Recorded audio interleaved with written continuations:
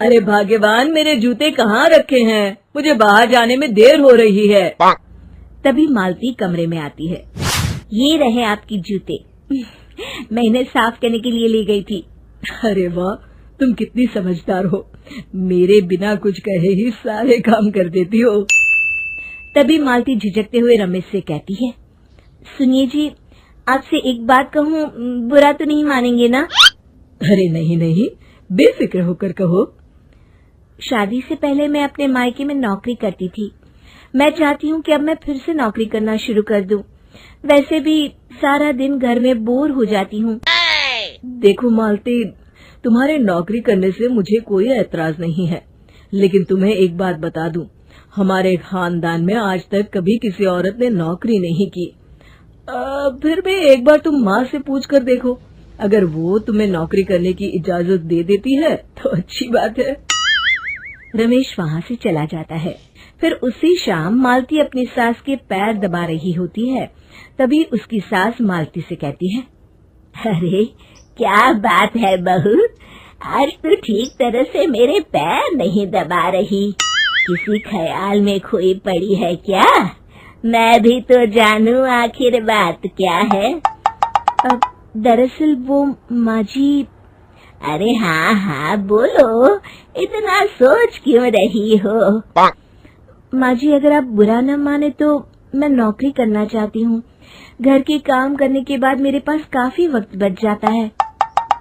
मालती की ये बात सुनकर उसकी सास गुस्से में कहती है, अरे बहू, तेरी तबीयत तो ठीक है ना?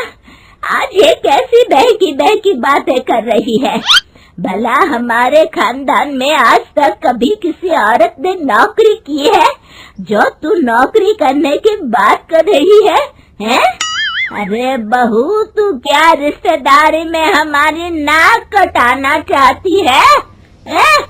जितना जल्दी हो सके अपने दिमाग से नौकरी का भूत उतार दे, और अब जा, जल्दी से रसोई में जा, खाना बनाने का वक्त हो रहा है। मालती मन मार कर खाना पकाने के लिए रसोई घर में चली जाती है। अगले दिन, नमस्ते माँ जी, कैसी हैं आप?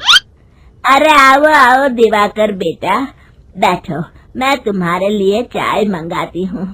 बहू, जरा एक कप चाय तो लेती आना। फिर दिवाकर एक फाइल खोलकर मालती की सास के सामने रख देता है। ये देखिए माँ जी, ये है पिछले महीने का हिसाब और ये रहे मुनाफे के रुपए। एक बार हिसाब देख लीजिए और इन कागजों पर अपने दस्तखत कर दीजिए। अरे दिवाकर बेटा, मैंने भला आज तक कभी तेरा हिसाब देखा है जो अब देखूंगी? ला बता, कहाँ दस्तखत करूं? तभी मालती चाय लेकर वहाँ आ जाती है और अपनी सास को बिना कागजातों को पढ़े इस तरह लापरवाही से दस्तखत करते हुए देखकर हैरान रह जाती है। अच्छा माली, अब मैं चलता हूँ, फैक्ट्री में बहुत काम है। फिर दिवाकर वहाँ से चला जाता है। कुछ दिनों बाद मालती बाजार में कुछ सामान खरीद रही होती है। तभी एक बूढ़ा आदमी उसे आवाज देता है, अरे मालती बेटी, कैसी हो? मुझे पहचाना? मैं तुम्हारी कंपनी में मुनीम का काम करता हूँ। हाँ चाचा जी, मैं आपको बिल्कुल पहचानती हूँ। कहिए, कैसे हैं आप? मैं तो ठीक हूँ। कंपनी में कुछ भी ठीक नहीं चल रहा, यहाँ तक कि हमें ठीक वक्त पर तनख्वाह भी नहीं मिलती। ये आप क्या कह रहे हैं? अब क्या बताऊं, आप लोग तो कभी हिसाब किताब देखने दफ्तर आते नहीं। मेरी मानो तो एक बार आप लोग दफ्तर आकर सारा हिसाब किताब देख लो, आपको असलियत पता चल जाएगी। अच्छा बेटी, अब मैं चलता हूँ, देर हो रही है।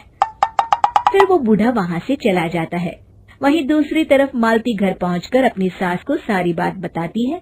तभी वहाँ रमेश भी आ जाता है, लेकिन मालती की सास मालती की किसी भी बात पर विश्वास नहीं करती। तभी रमेश कहता है, अरे माँ, बिना आग के कभी धुआं नहीं उठता।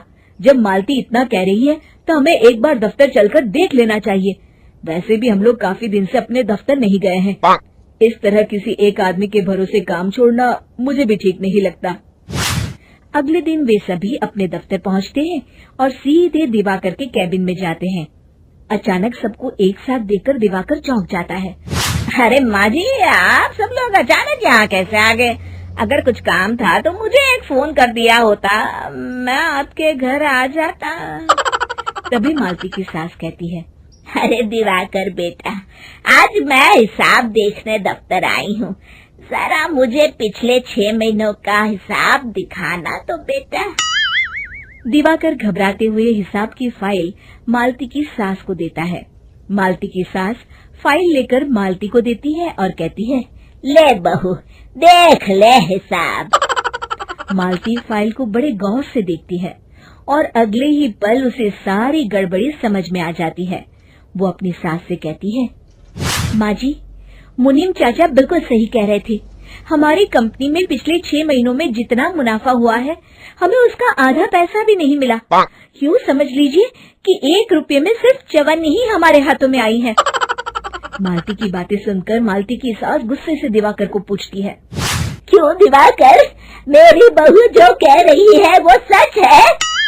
दिवाकर समझ जाता है आज उसका भांडा फूट चुका है। वो गिड़गिड़ाते हुए कहता है, मुझे माफ कर दीजिए माँ जी, मैं पैसों के लालच में अंधा हो गया था। अरे वाह दिवाकर, तू तो 1 नंबर का चोर निकला। इतने दिनों से मैं तुझ पर आंख बंद करके भरोसा करती रही और तू मुझे ही चुना लगाता रहा। अभी के अभी निकल यहाँ से और दोबारा अपनी शक्ल मत दिखाना। दिवाकर वहाँ से भाग जाता है। मालती की सास मालती को शाबाशी देते हुए कहती है, बहू, आज मैं समझ गई कि पढ़ाई लिखाई हमारी जिंदगी में कितनी जरूरी है। मैं बहुत किस्मत वाली हूँ जो मुझे तुझ जैसी बहू मिली है। शिक्षा, पढ़ाई लिखाई का